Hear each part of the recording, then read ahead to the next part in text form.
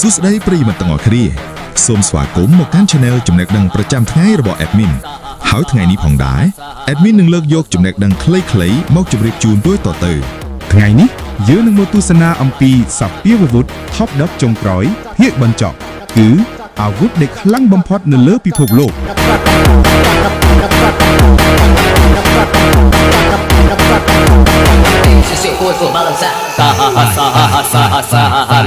លេខ 5 MIRV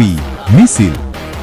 MIRV គឺជាមីស៊ីលដែលអាចបំបីចេញជាច្រើនក្បាលគ្រាប់នៅលើអាកាសមួយគ្រាប់អាចវាយគោលដៅបានជាច្រើនទីតាំងក្នុងពេលតែមួយគួរឲ្យភ័យខ្លាច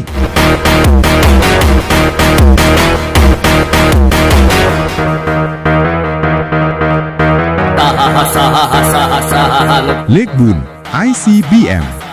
ICBM គឺជាមីស៊ីលឆ្លងទ្វីបដែលអាចហក់ពីមួយទ្វីបទៅមួយទ្វីបក្នុងពេលតិចវាជាអាវុធសំខាន់ក្នុងសង្គ្រាមនុយក្លេអ៊ែរ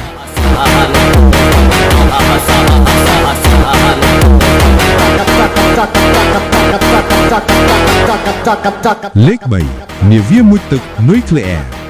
នាវាមុជទឹកនុយក្លេអ៊ែរអាចលាក់ខ្លួនក្រោមសមុទ្រយូរអាចជាច្រើនខែ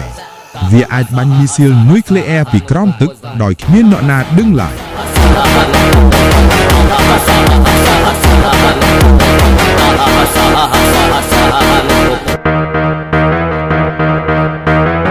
លេខ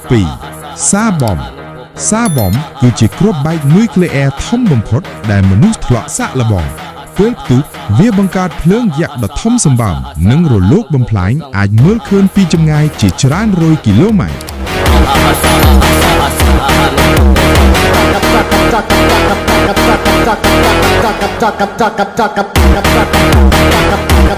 លេខ 1 គឺអាវុធទ័ពនុយក្លេអ៊ែរ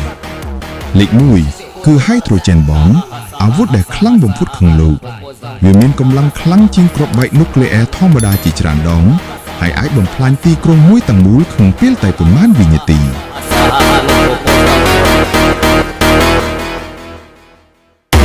នេះគឺជា Top 10 អាវុធខ្លាំងបំផុតនៅលើពិភពលោកតើអ្នកគិតថាអាវុធមួយណាគួរឲ្យខ្លាចជាងគេបំផុត